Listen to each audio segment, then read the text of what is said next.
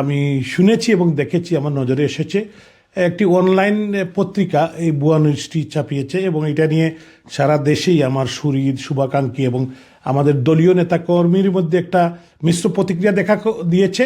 তো আমি আমার ফেসবুকে স্ট্যাটাস দিয়ে তারপরে একটি অনলাইনে লাইভ করে আমি বলেছি এবং আমার সুহৃদরাও আমার সহযোদ্ধারাও বলেছেন।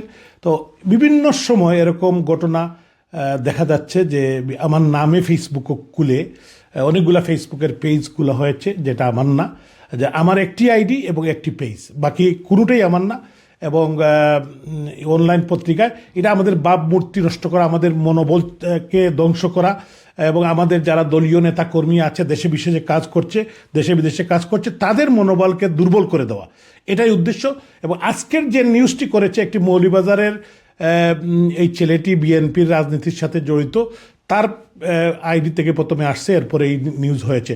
তো আমি এই যারা এগুলা করছে তাদেরকে এগুলা থেকে বিরত থাকার জন্য অনুরোধ করছি এবং প্রোপাগান্ডা করে আমাকে বা আমাকে দুর্বল করার কোনো সুযোগ নেই। আপনি দেখেছেন 5ই আগস্টের পর থেকে অনেক প্রোপাগান্ডা হয়েছে আমাকে থামিয়ে দেওয়ার জন্য, এবং বাংলাদেশেও দুদক দিয়ে মামলা দেওয়া হয়েছে, 100-র উপর মামলা দেওয়া হয়েছে, 111-এও এরকম করা হয়েছিল। তো আমি দমার মানুষ না, আমি আদর্শিক কর্মী।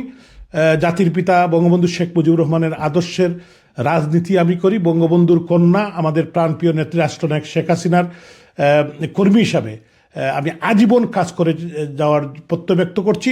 এবং আমি 14 বছর বয়স থেকে ছাত্রলীগের রাজনীতির সাথে জড়িত আজ অবধি।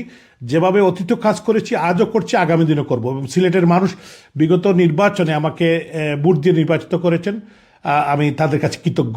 আর আমি সময় বেশি দিন পাই নাই সিলেটের মানুষের সেবা করার।